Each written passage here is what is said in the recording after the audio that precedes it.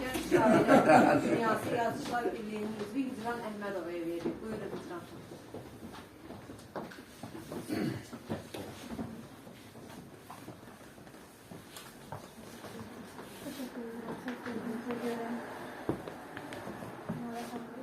Tebrik ederim sizi.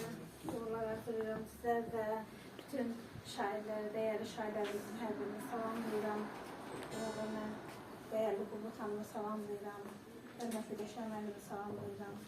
Və elə Ümara Xanımın öz sözüşünü üst tutaraq Ümid adlı şeirini səsləndirmək istəyirəm. Gördüm pəncərəmi, döyür tənhalıq. O ayın yadına saldım özümü. Gördüm üşüyürəm, tənha axşam. Bir sözün oduna saldım özümü. Dünya çalxalanır, zaman titrəyir.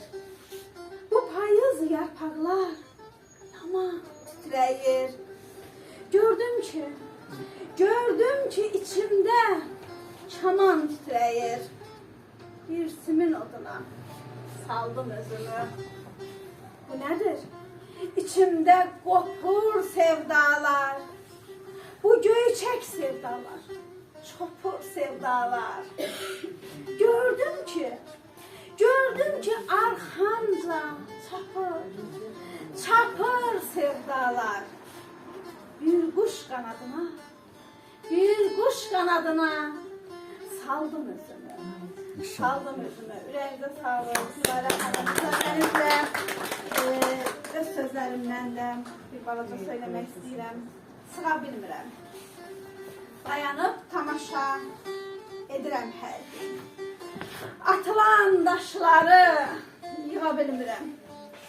Qarışıb bu cahan nələr görürəm.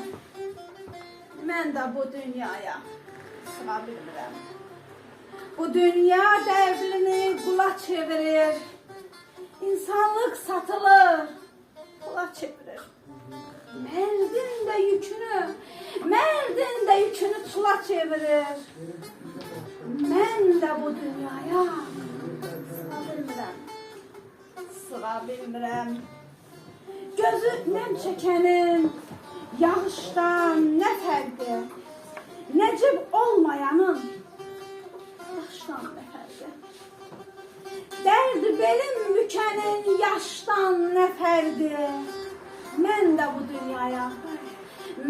bu dünyaya sığa bilmirəm. Günəş yerin alır, danın qədri yox. Can pula satılır, canın qədri yox. Cəlladlar çoxalıb, qanın qədri yox. Mən də bu dünyaya sığa bilmirəm. Çok sağ olun.